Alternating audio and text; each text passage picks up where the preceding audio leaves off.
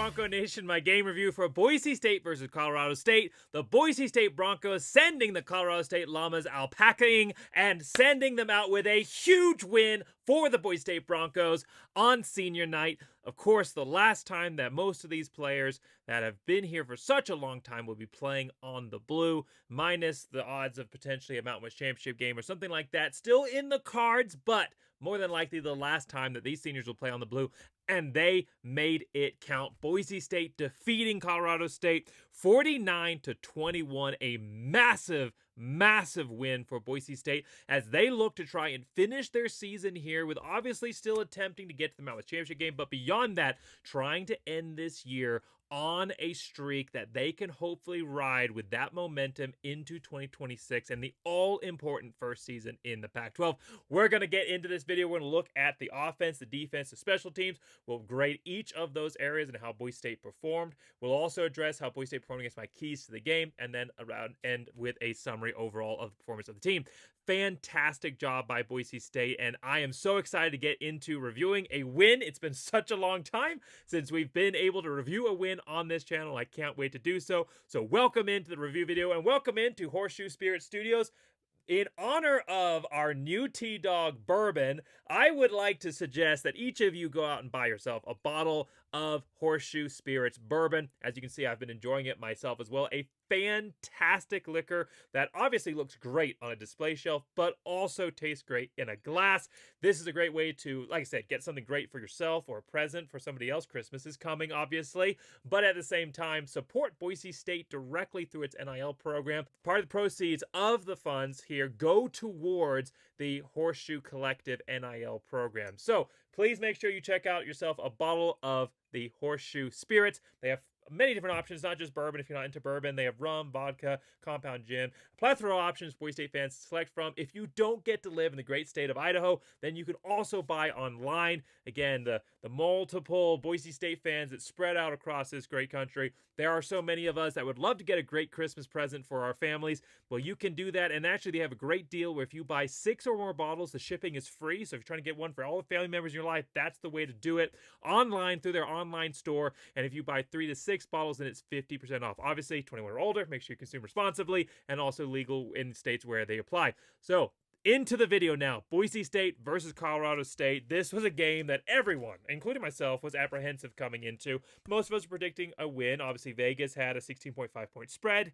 It opened at 15.5, ended at 16.5 before the matchup started. ESPN was giving Boise State about a 90% chance of winning, but despite all of that, Bronco Nation was very, very nervous about this game, not knowing what to expect, and rightfully so after we have seen not just throughout the last 3 weeks, but really throughout the whole season for Boise State, what team? I mean, it's been hard to know which version of Boise State is going to show up on the field. And to be honest, even when Boise State has been winning, it hasn't looked truly like Boise State. Well, today, I think all Boise State fans can say that this felt like Boise State, not just in the score margin. Obviously, Boise State's had big score margins already this season. They demolished Appalachian State. So they've had big score margins this season, but the way that Boise State won this game, the fight, the fire, the passion, all the way throughout, the creativity. I mean, that is not a word that we thought we would associate at all with Boise State offense, at least not this season. The creativity, the mixing of the plays, and all of that with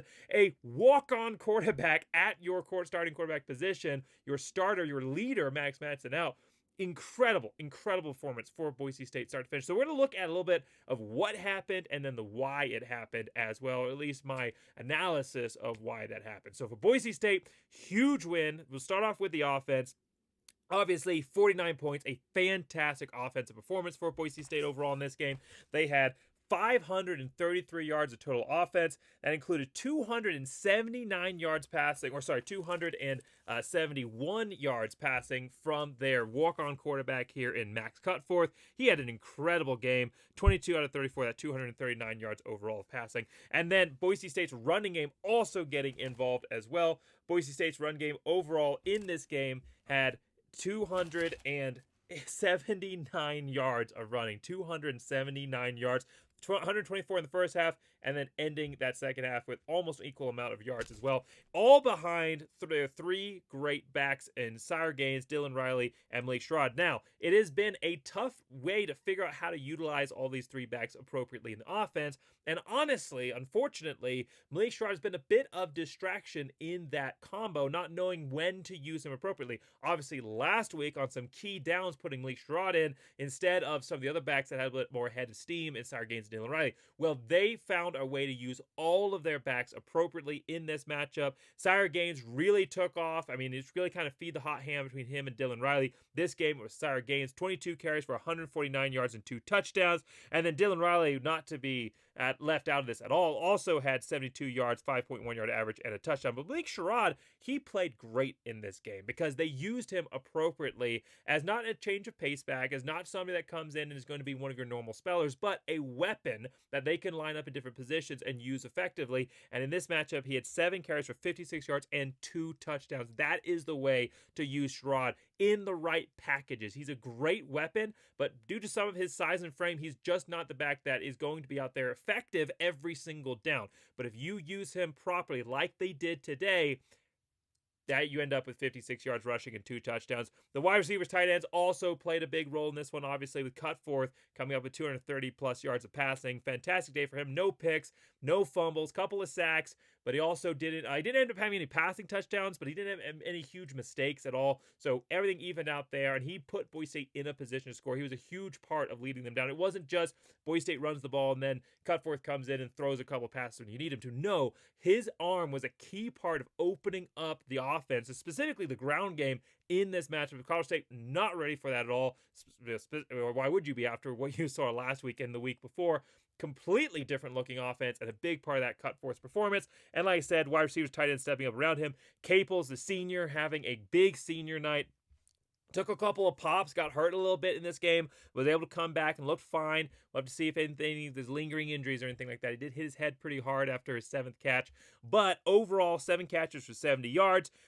Bates had 3 catches, 54 yards, including a massive 40-plus yard reception. Penry had some key catches, including a key 3rd and long catch on the sideline for 44 yards. Overall, 3 catches, 44 yards. Louder, 4 for 38. And then Wagner also 3 for 32. And then Bates getting involved not just in the receiving game, we're talking about in creativity, also getting involved in the passing game, having and I've been calling for it all season long. We know Cam Bates, a former high school quarterback, his senior year transitions over to a wide receiver running back type role for their offense, but he can pass. He can throw. And when I saw him when I was down in Boise, and I said, man, we got to get you throwing. We got to find a way to get that arm involved. He said, hey, I can do it. I'm doing it in practice. Well, we finally got to see it on the field today. Cam Bates, the play that we've all been wanting to see, the play that I've been calling for multiple times in my preview video in multiple games this season. He actually got out and did it and threw a great pass. And Wagner, my gosh, the youngster here, or not necessarily young per se, but he's going to be part of this team next season as well. He is going to be a huge contributor for us. He definitely has some great hands. One-handed grab pulling that pass down. So for Boise State's offense overall, obviously one that we are excited about. Multiple great drives, and it wasn't just that Boise State did what they've done this entire season. This was a completely new look offense. This wasn't just Boise State lines up, tries to run it up the gut 47 times and sees what happens. This was a Boise State offense that came out and passed on you on the first play, on the very first play of the game. In fact, the camera crew was so locked in expecting a run up the middle, because again, why wouldn't you be, that they didn't even shift the camera for the pass. I don't think they even had their hands on it. They weren't ready. They're okay, this is going to be easy. We just lock in. There we go, auto mode. And they didn't shift for the pass because they didn't zoom in expecting a run up the middle, because again, why wouldn't you? And it wasn't. The very first play of the game, now it was incomplete. And I'll be honest, I haven't seen the play because all I saw was Max Cutforth release. I don't know what ended up happening on the other end of that pass, but it was a play action play. So out of the running back, Max Cutforth throws the ball down the field. Brilliant call, regardless of the execution, mixing it up. And that's exactly what Boise State did throughout this entire game. Every single drive until you get into the second half when Boise State's kind of just running down the clock. Every single drive, included a equal sprinkling of the run and the pass, and most importantly, something that we haven't seen even when Max Matson was healthy and in the game, the quick passing game, the quick slants, the quick out pass, the quick pass to the flat in the running back. Those are the types of passes, those short, quick passing game that I have called for so many times on this channel, have not seen this season. Suddenly we saw that. That's why this felt like Boise State. This didn't just feel like Boise State going out there and scoring a bunch of points and getting a bunch of yards, but in an offense that you just wouldn't recognize. If you took this game and you put it in any season for Boise State, really prior to 2020, any game prior to that, you would say that blends. That looks like the Boise State offense.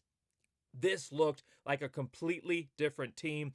Great first drive right off the bat. That's when I had confidence. I said something is, I mean, everybody did. I'm not saying that I, some kind of savant calling it differently, but everybody saw that this was a different team on that first drive for Boise State. Again, play action right off the bat. Then on 3rd and 9, a little bit of an off-target throw, but something the wide receivers have been struggling with is catching the ball. And to be honest, they did struggle with that later on in the game, but not early in this one. Early in this game, at least on that first drive, enough catches to get Max Cutforth in that rhythm. A little bit of an off-target throw, the wide receiver sitting down underneath the safety and away from the corner, and Max throws it a little bit outside back towards the corner, and Caples goes and makes a great grab. It was a great catch by Caples, and that, I think, established confidence right there. 3rd and 9, you pick that up on a passing play, and Cutforth settled in after that. And the rest of that drive, you had a great completion again to Caples on 2nd down, a great throw to the flats for gains, and then now Colorado State's on their back heels because they weren't expecting this passing game. Nobody was expecting this passing game.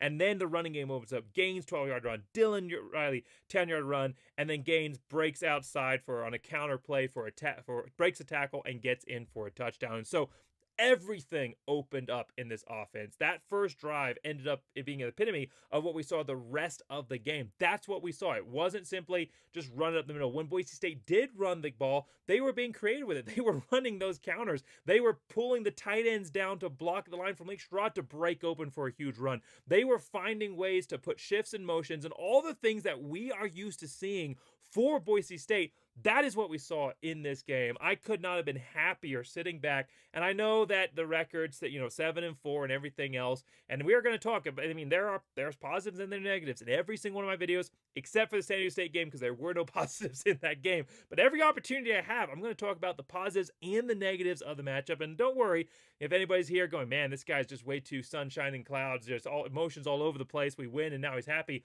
there will be some hard conversations that we will have in this video, because if you could do this, if this offense could exist, why is it happening in the last 2 games of the season when most of your main goals for the year are off the table and the CFP is no longer reachable, when the Mountain West Championship is not something you control your own destiny to? It's something that could happen, but you don't control your path there. Why did we see this offense? This looked like a completely different team. So there will be some things we address here, but I want to cover the positives up front because this is a win. We should feel good about this game. My review video for San Diego State, I was told, made some people uncomfortable, and my response to that is good. Nothing that we had seen until this game for this team should have made you comfortable about the program or the state of the program. You should feel uncomfortable as a Boise State fan. And even after this game, wow, you should be excited like I am that we won this game. You should also feel that little bit of just kick in the gut of why didn't this happen before? Why didn't we see this offense when we were playing San Diego State? We had 2 weeks. Yes, the weather and conditions, sure. Second half, the rain, it wasn't raining. Why didn't we see this offense when we played USF to open up the season? Why didn't we even see this offense when we played Notre Dame? Not that it would necessarily change the outcome, but why did we not see this offense throughout the entire season when you had a healthy roster? Why did we wait until our backs were against the wall when the coaches were literally at the end of their rope and were looking at potentially getting fired? Why did we suddenly see this new offense? Why? Where did it come from? So, yes, there are positives, and we're going to hit those, and we are going through those, but we are going to address some of the negatives as well. Always in my videos, 100% honest and fair, positives and negatives. So let's go back into the positives before I lose too many viewers overall, because I'm going to be honest as well in this video. But before we get into those, let's keep hitting the positives. Couple of drives, Boise State out of rhythm, and it's not really Cutforth's fault. One of those is on the sack, but then Caples also ends up fumbling. It's a good pass. Caples running down the field, about 12, 15-yard game, fumbles the ball. All right, so Boise State now at 7. Colorado State also 7. There's been a couple of stops, and what we've seen the last few games, at least for Boise State, even before Max Benson went out versus Fresno State, is the team loses that energy and momentum. They have a great first drive, that pre-canned drive that they've been practicing, great. And then they don't make the adjustments. They don't make the adjustments to what Colorado State's giving them. They're not able to come back from a negative loss of momentum and energy, and the rest of the game just goes downhill from there. Sorry versus UNR as well. That was not the case in this game. 2 bad drives, yes, but then drive number 4, Boise State, and it's not in a good place. I mean, Colorado State is set up. They have the energy, the momentum. They've just kicked a great punt. The ball is all the way down at the 1.5, 2-yard line. Boise State is snapping that ball from their own end zone. Anything could happen when you have a newish quarterback there who's only played a couple of games.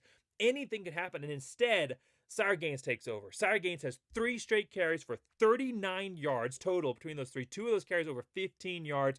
Brings Boise State all the way up. Then Sherrod explodes for a 30-yard run. Then Cutforth makes an amazing throw. Under pressure, throws a 20-yard strike on the sideline just on a rope to Matt Lauder at the 2-yard line, and then Boise State ends up getting it in on a Sherrod touchdown shortly after that. And again, it was that kind of nature of the game.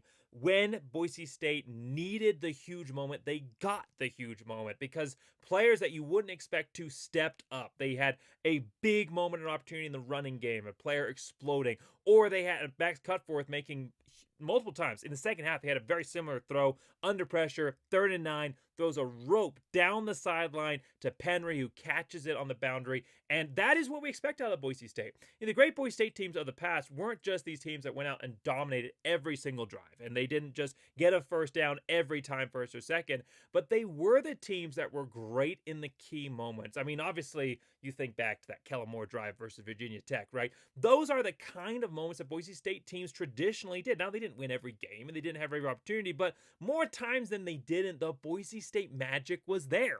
And it felt like the Boise State magic was back today. And it's kind of hard to say that when you win a game 49-21. I mean, this isn't any kind of, going down for the record books or matchups or anything like that. But that those key moments, the ability to to concentrate, to have the discipline to make the key play when it mattered, that existed today for this Boise State team. And it's something, again, that we haven't seen in such a long time at any point this entire season.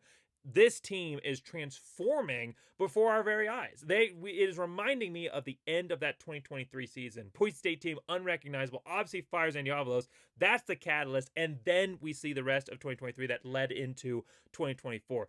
This team, the catalyst, I don't know what it is because there wasn't a key moment where somebody got fired.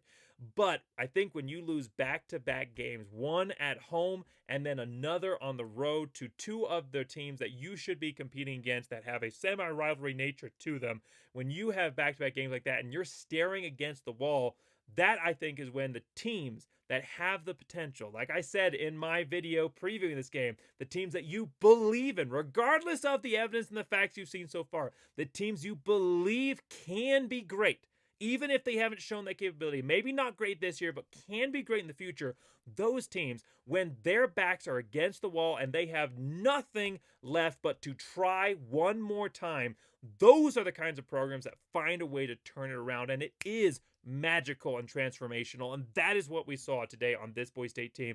In complete and special teams, not that everything was perfect. There are mistakes, we'll cover the mistakes, but a complete transformation of a total team, offense, defense, special teams, becoming something as a unit that we haven't seen the entire season for this program. Absolutely incredible. And again, I started right off here with the offense, the explosive plays, the ability to have the routine normal plays, the second and long or second and medium type pass completions to keep the drives going, those key plays on 3rd down, the explosive, obviously, with the huge runs by Gaines or whether it was Dylan Riley, but not just the explosive, but also the routine.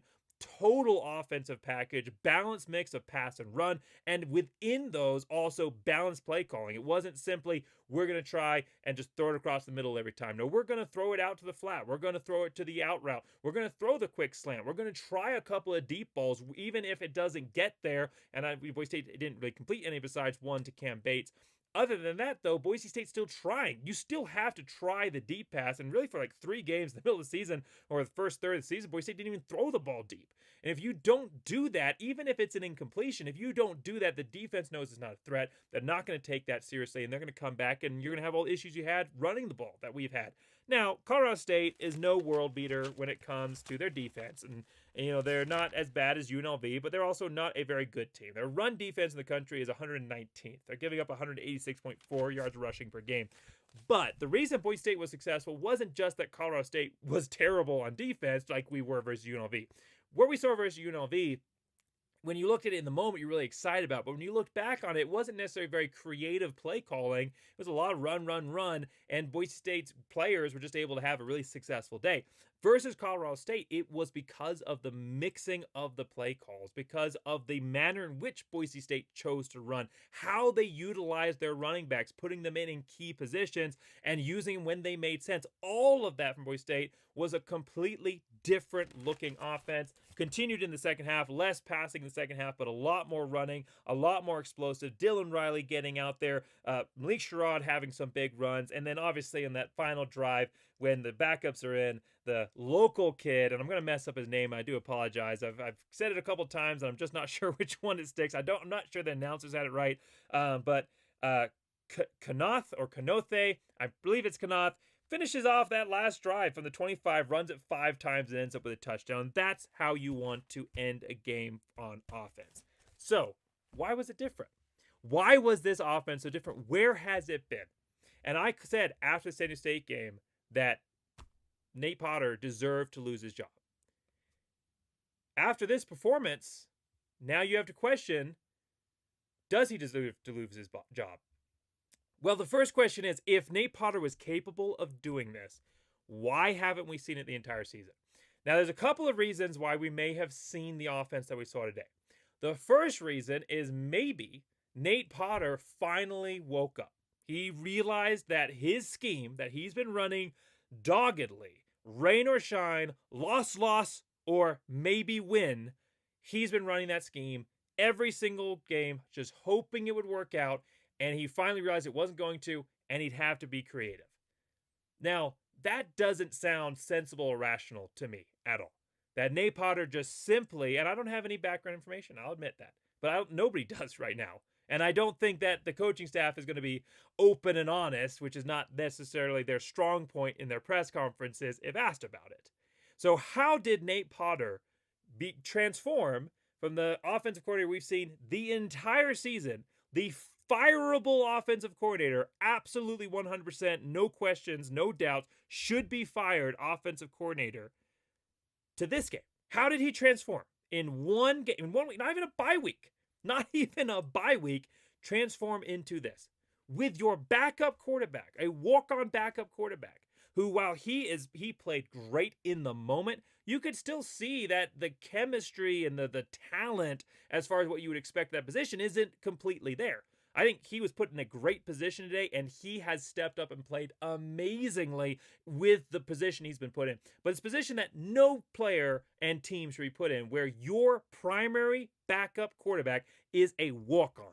Absolutely not acceptable. And you can see that. You can see that in some of the decision-making, the timing on some of the sacks that he took.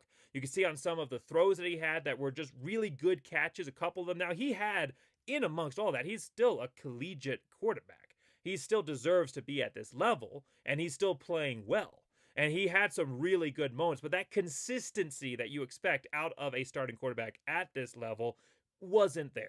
It just wasn't there, and it's not what you would say is a quarterback that could step into any game environment. Boise State doesn't want to just be able to win against 2-8 Colorado State. They want to be able to step up, even with their backup, and win against Washington State and maybe have a shot versus Notre Dame and be able to go out and play, a good Fresno State team and a good San Diego State team and still win those games. And while I believe that in this offense, Cutforth would have a chance, Boise State should not be in a position where they are relying all their hopes and dreams on hopefully a true diamond in the rough that nobody else saw or even Boise State thought they could polish actually steps up into that limelight. And so Max Cufforth is doing great things where he's at. I do not want to crap on the game that Max Cufforth had, and nobody could. He's played amazingly. Some absolutely sensational throws. However, he's still a walk-on quarterback. He's still a walk-on quarterback. And so Boise State transforming into this offense, how could Nate Potter do all of those things? How could and play an offensive style without your scholarship starting quarterback? How could you look better with your walk-on than you could the entire season? How could you look better with your walk-on than you could the entire season with your fiestable returning quarterback? Because you can't tell me that it's because Max Madsen can't run this offense. And if that's the case, you have much bigger problems. If the offense we saw today, you weren't running it because that's not Max Madsen's style, that is a much bigger problem for concern, and I think one that raises a whole other can of discussional worms than what we're talking about right now. So, for Boise State, how does that happen? So is it Nate Potter just decided, well, you know what? Let's just see what happens. Yeah, okay, you guys keep thinking this creative play calling is going to work. I'll show you. We'll see how that goes. Oh, it actually does. Is that what happened? Or is the much more likely, and again, I don't have any background information on this, but this is just logic at play, is the much more likely scenario that Spencer Danielson came out in press conference and said, I have 100% faith and confidence in Nate Potter, but also, that's what he's saying, realizes that his job is on the line with how Nate Potter performs. Not that Spencer Danielson's going to be fired this year dependent on whether or not Boise State performs well, but how he is looked at and what opportunities and wiggle room he's given next season is dependent on how Boise State finishes this year. And when he comes out and says, I have 100% confidence in my coaching staff, well, now he is 100% taking that on him because he's not even addressing anything. He's not addressing any true criticism. He's not saying how we're going to change. He's not saying the fact that he thinks there needs to be positional change. Nothing. He's saying, I trust the coaching staff. So if he says that, that is a big, big bet to place an offensive coordinator who has done everything they've done up and into before this game. Now, Spencer Danielson's coaching style, and I'm talking with former players who played under him, they all agree that he is a very much a person who trusts his coaches. So when I talk to Tubner about how involved he is in the defense, he says he'll come in, he'll check in on all the positions, and he'll motivate and everything, but he trusts his coaches. He trusts Chenander to run the defense, and I have to believe that, especially without having an offensive background, it's the same level of trust in Potter. He's not trying to tinker with Potter's offense. He's saying, I have hired you to fill this role, fill that role. And what is, I think, pretty evident from this season is that Potter has had full reign over that offense. Now, Boise State has a former experienced offensive coordinator on its roster right now who is the quarterback's coach in Zach Hill. And I think if you looked at the offense we saw today and you went back and you compared it to the 2017 to 2019 offense, you would see a lot of similarities. And I know you would because I just over this offseason made a highlight reel of every single game for the 2017 to 2019 season. And I've got to tell you, you could, like I said, take this game and put it into any Boise State because it actually looked like Boise State game prior to 2020, but especially in that window 2017 to 2019, and you would not miss a beat. You would say, hey, that's Jalen Henderson out there, or that's Bachmeier early seasons out there, or that's Brett Rippon out there. You would be, it would look like the Boise State offense of the Zach Hill era. And what I believe happened, what I think all of this is showing is that Spencer Danielson realizing that his job is on the line here because he has taken the heat, it's on him, did what a head coach should do, which is step in and say, okay, I've trusted you far enough, but I'm not going to make any public changes. You're still the play caller, but I think he adjusted the influence of Zach Hill on this offense, maybe to the extent of developing the entire game plan. I don't know, but I'm certain. Again, I don't have any insider sources telling me this, but I am 100% certain, based on the logic of this, that Zach Hill designed this game, that this was a Zach Hill game.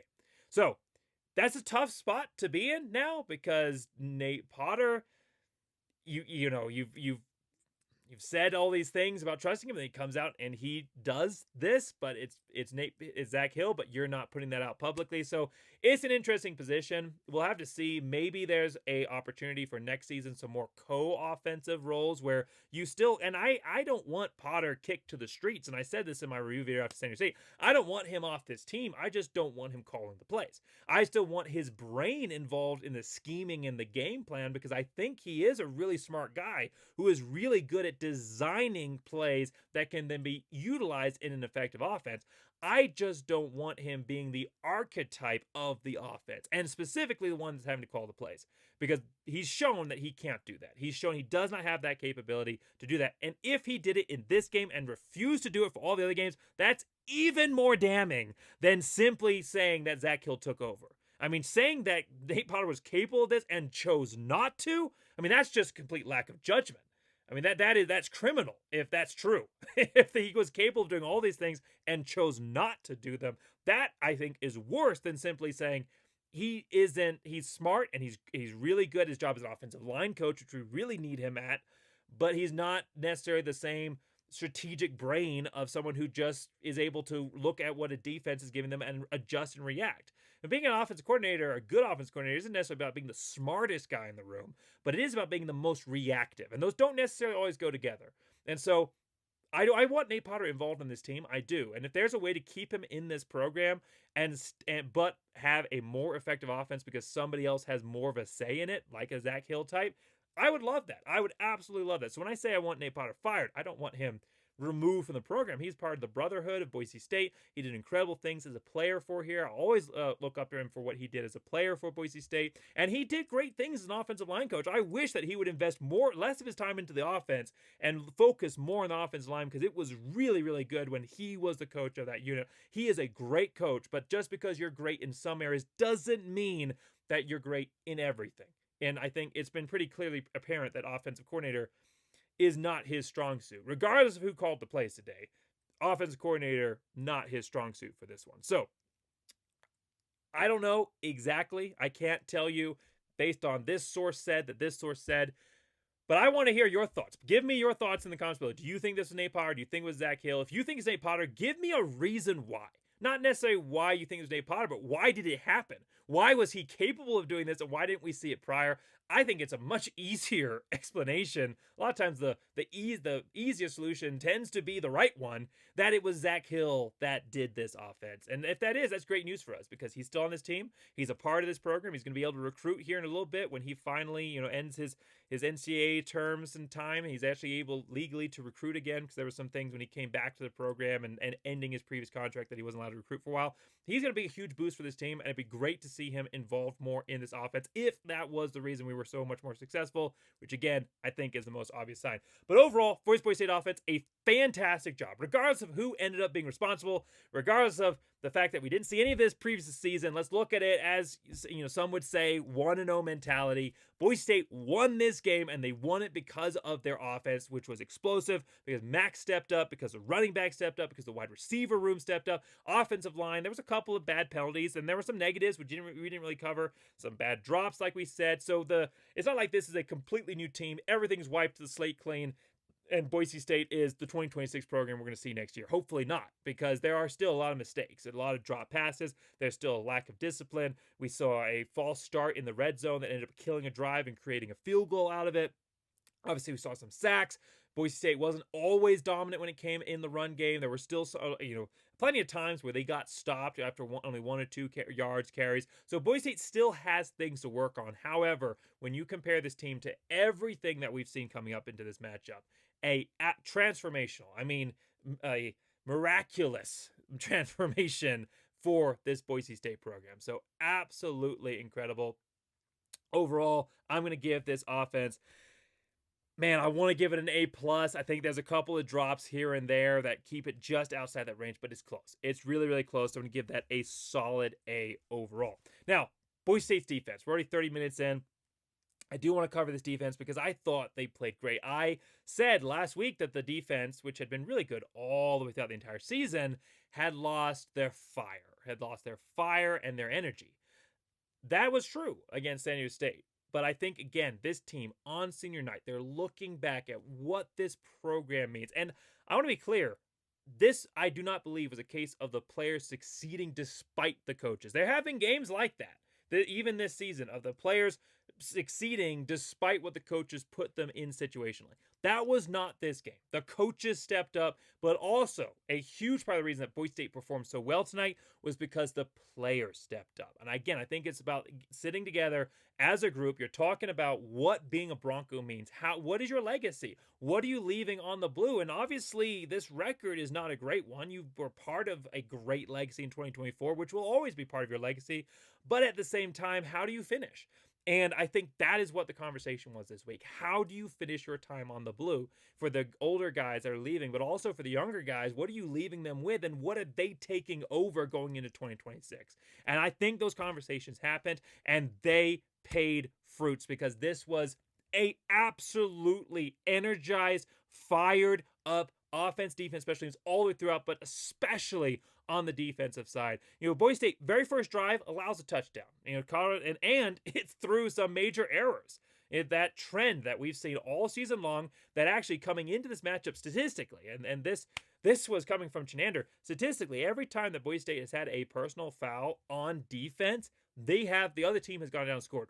Every single time, 100% of the times, and that happens. The very first drive, Boise State's doing well. They have a tackle for a loss, about a -2 yards, and then they get a face mask call. Face mask call on it creates a first down. Feely then has a roughing the passer, so now you have 30 yards has been created, and the roughing the passer was pretty egregious, was on the screen. The ball is clearly away, and Feely just reaches forward and shoves. It's not a momentum kind of thing, just reaches forward. It's a frustration type moment.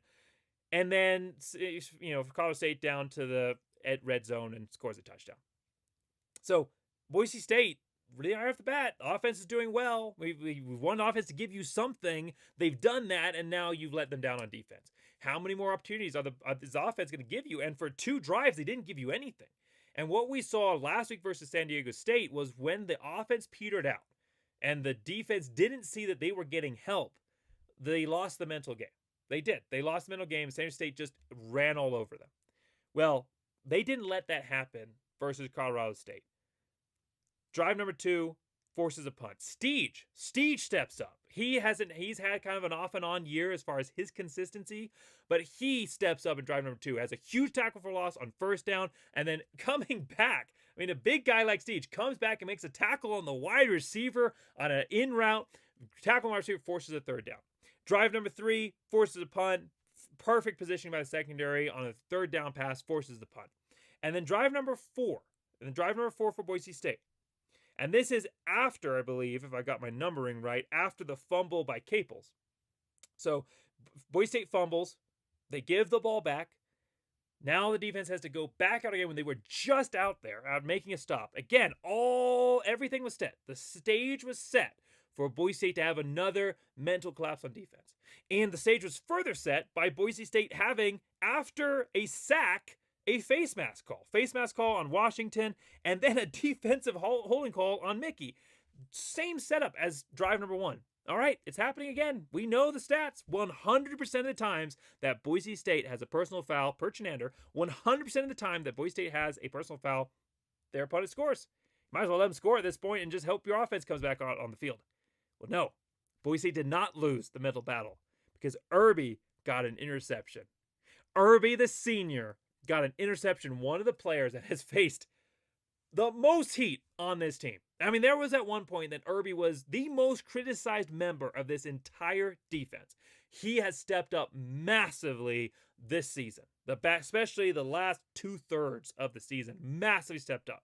Become one of the best players. Him and McCoy, obviously McCoy is injured now, so now it's up to Irby. Steps up and has played an incredible back end of the season, and even the first 2/3. It was only the first couple of games that he was still showing some of the signs and issues from the year before.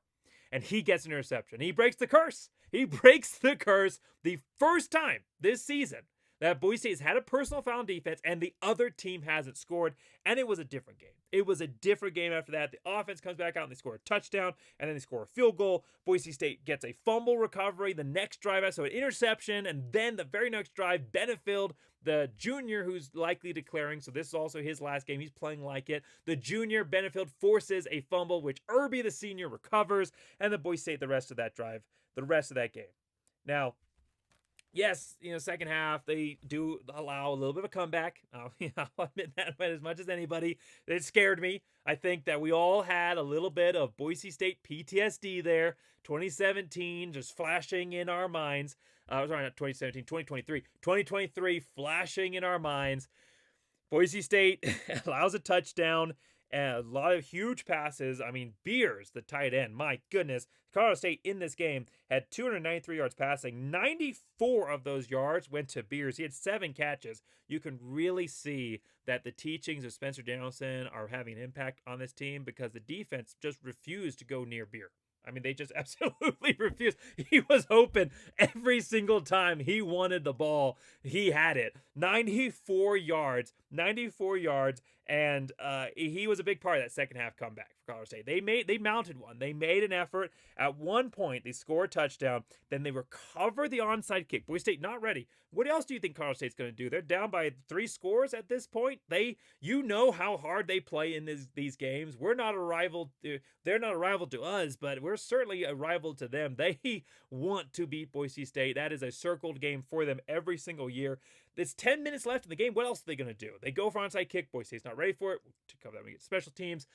Colorado State recovers the ball, and then they go down and score again. So now Boise State has scored in back-to-back drives. Back-to-back plays, they go down and score. But Boise State, now they're down 2 scores. They're having a little of a mental, not collapse, but the game is now starting to get away from them. And I know the PTSD for us is kicking in. You could bet these players that only played that game a couple years ago, they're remembering. And they could have had there was less time on the clock when Colorado State came back and won in a wider margin, 4-score deficit, when they came back and won in 2023. It could have happened.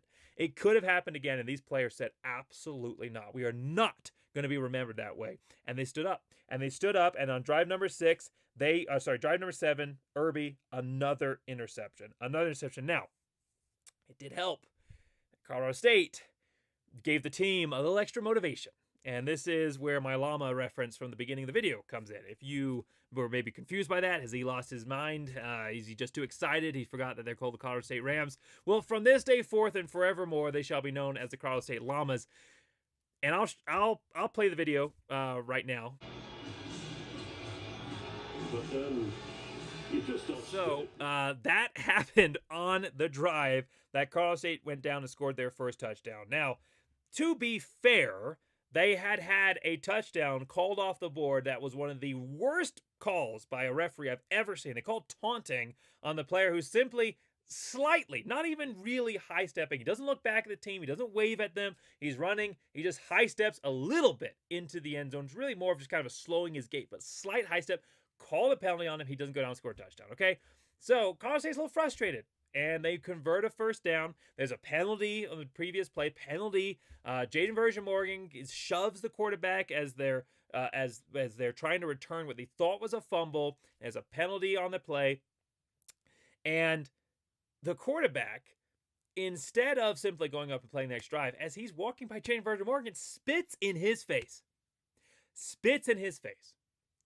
I said on Twitter that my generation had LeGarrette Blount. This generation is going to have Darius Curry. Spits in his face. There's absolutely no excuse for that. I have never been more irate at an individual on a football field than I was at Curry. Absolutely no excuse, okay? The announcers are shocked. The fans in the stadium weren't really shocked because they didn't see it, but everybody watching was shocked. And the coaches, instead of immediately, if a Boise State player, he wouldn't be on the roster next week if a Boise State player did that. But Colorado State player, with an interim head coach, their culture is already in decline. Not that Colorado State had much of a culture in the first place, especially considering how their coach got fired.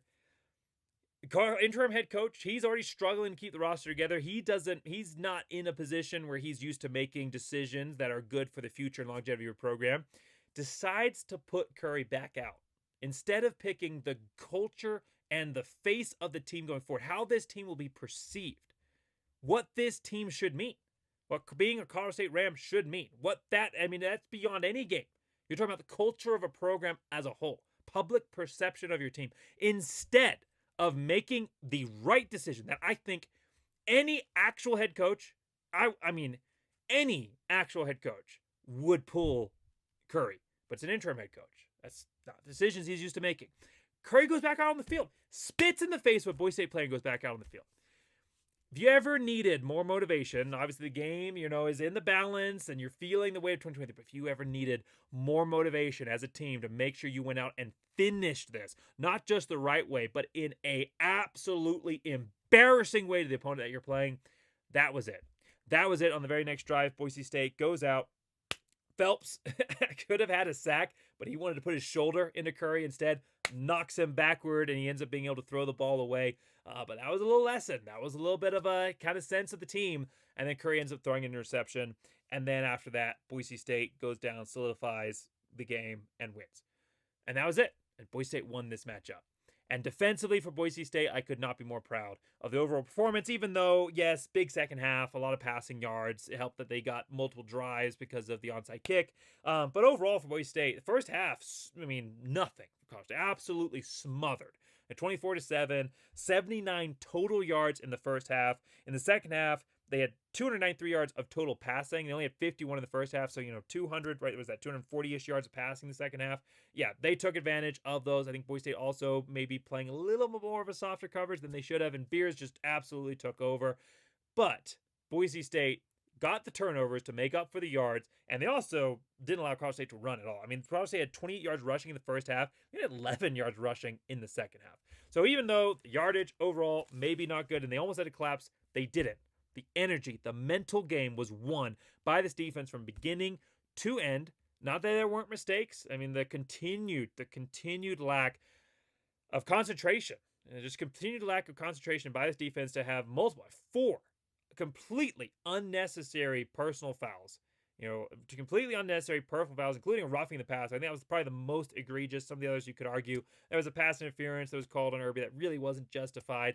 But overall, the continued lack of discipline overall on this team to have all those issues, but they made up for it. And specifically, the key players made up for it. Zion Washington, senior, getting an interception. Irby, the junior, probably playing his last game, forced fumble. Benefield, the junior, probably playing his last game, getting a fumble. Irby getting 2 interceptions and a fumble recovery. Your seniors or players of the leadership positions that are probably not playing anymore, they stepped up when the moment called, and they did not allow this team to go down the track of many other teams before. It's not just this season, but going back into 2023, and they won this game.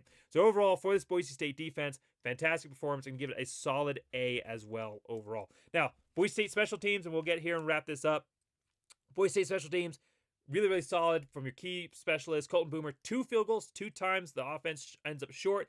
Both times, Boomer putting it through, giving Boise State that momentum, not giving Colorado State those opportunities to get that momentum back. And they weren't both easy kicks either, necessarily. They weren't just lined up straight up the middle. I think one was off the right hash, and if I remember correctly, the other one was off the left hash. They were somewhat more challenging kicks. He made both of them. Fantastic job. 2 of 2 for 32 yards, including a kick right at the end of the first half as well. Boise State goes down. They end up in the end zone or near the end zone, and they end up being able to go down and kick as time expires. They had like 3 seconds left, but that's a big moment kick right there. And they've called a timeout trying to ice you. The pressure's on. You go out and make the kick. Loved that from Boomer. Oscar Doyle continuing his fantastic season. Probably could have had some rushing yards in this one.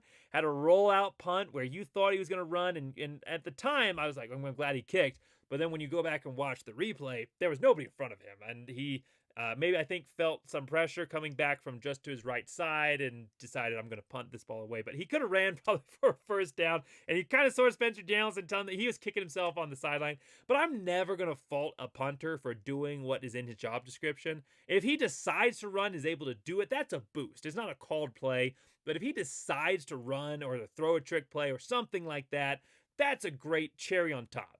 But if he decides to just, quotes, go out and do his job of punting the ball, I'm never going to fault him for that. It would just been fun to see him run. But he did a great job when he did punt in this game. 4 punts, 44-yard average, and continuing an outstanding season. One of the greatest seasons. I mean, we fall off from James Ferguson Reynolds with another incredible school record-setting type of that potential punter in Oscar Doyle, 2 inside the 20. We've just been truly blessed recently at that punter position for Boise State.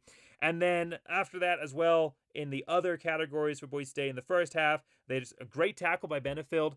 They had a really nice tackle on a kickoff by Josiah Allays, number 33, on a kick return. I'm not necessarily trying to read his name. I'm trying to read my own handwriting here. But Josiah, number 33, made a great tackle on a kickoff as well. So Boise State special teams, which have struggled going back into last year in coverage, actually performed really, really well in this game.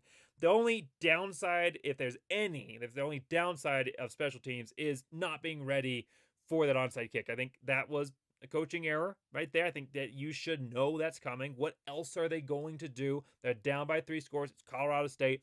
I think that is one they should have been more prepared for. Colorado State recovered it, but the next time around, they were very prepared and they recovered. So made up for the mistake and nothing tragic happened out of it overall. So for special teams, I was really impressed. I was very much impressed by the special teams unit and what they were able to do overall. So I'm going to give this a solid B+. You know what? Actually, 2 made field goals, 44-yard average, 2 inside the 20, no major errors. You recover an onside kick. I'm going to give this a solid A- for the special teams unit. I thought it was a really, really strong performance overall. Maybe an A if they don't get caught napping on that one onside kick.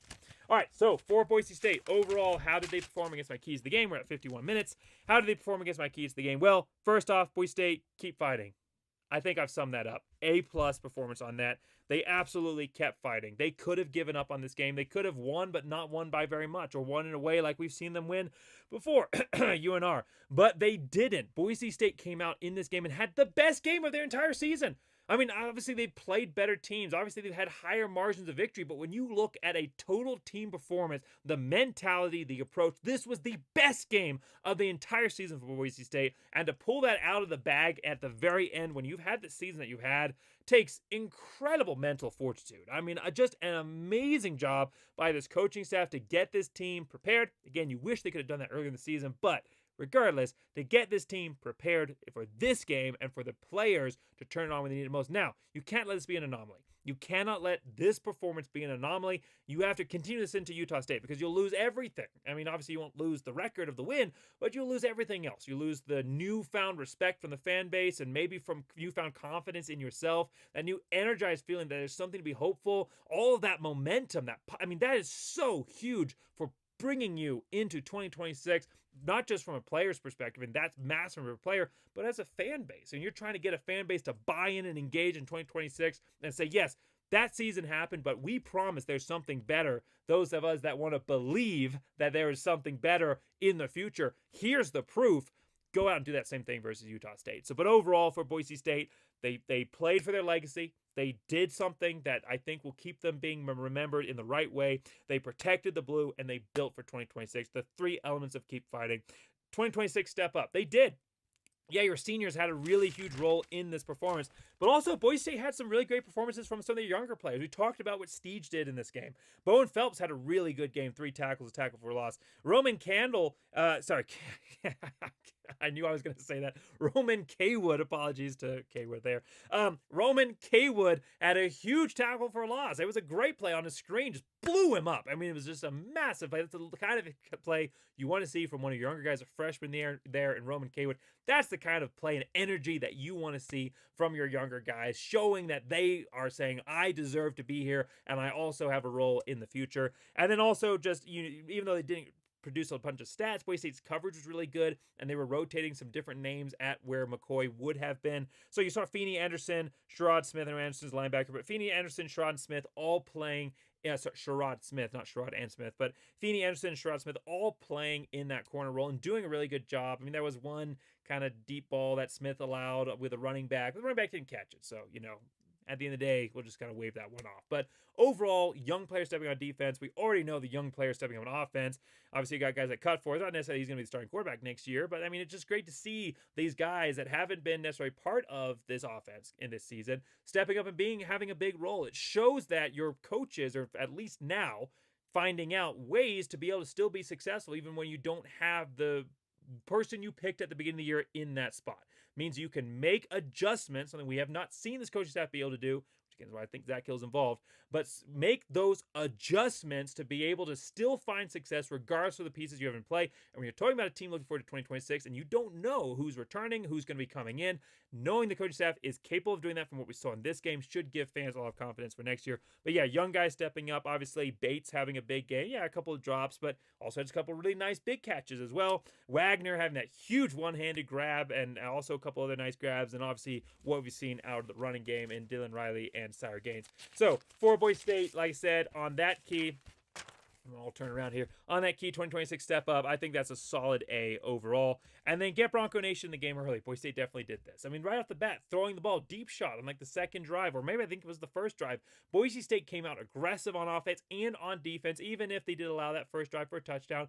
Boise State still came out with the fire, with the energy, got this crowd engaged. And I haven't heard, you can hear a difference in the tone and vocal quality of the crowd on the sideline. I have not seen and heard a crowd more engaged and more excited, especially when you start seeing the reactions of the fans on the social media space, than I have from this team so far this season. So incredible job on that as well. Absolute solid A as well. So overall for Boise State, a lot of things to be excited about. Got to keep it running into Utah State. Again, everything you have now that you can use in 2026, you don't have that if you then go out and do what we saw every other game coming into this versus Utah State. You have to go out. You need to win that game, obviously, but you also need to win it like Boise State. This looks like, felt like, feels like right now Boise State football. And it's not that feeling that we've had about Boise State for a while in this program. Even when things were really good with Ashton Jeanty, it was still an offense that you looked at sometimes and went, I mean, it's just Jeanty out there. And he's just being explosive and incredible and exciting. This is not the explosive up-tempo. Boise State was running up-tempo. They were running quick plays, and it's not that kind of hurry-up offense, up-tempo, switch up the speed, switch up the style, running different creative variety that we've seen out of Boise State until now. So the fact that Boise State's still there, that is what gives me the most excitement right now. The fact that they can still do this. Gives me excitement and belief in the future of what the next stages look like for Boise State. And I'm excited to see what they do versus Utah State. I can't wait to preview that game. We only have one more guaranteed left. We have a bowl game hopefully on the horizon, and maybe, dependent on what happens, I think that we're looking at Fresno State needs to lose and maybe New Mexico needs to lose, but Boise State has a path. They have a path to the Mountain West Championship game, so we might have even more. Let's hope Boise State finishes this season like they did 2023. I am certainly a believer that they can if they are able to do what we saw tonight. Thanks so much for watching. Make sure you like, subscribe, and as always, go Big Blue!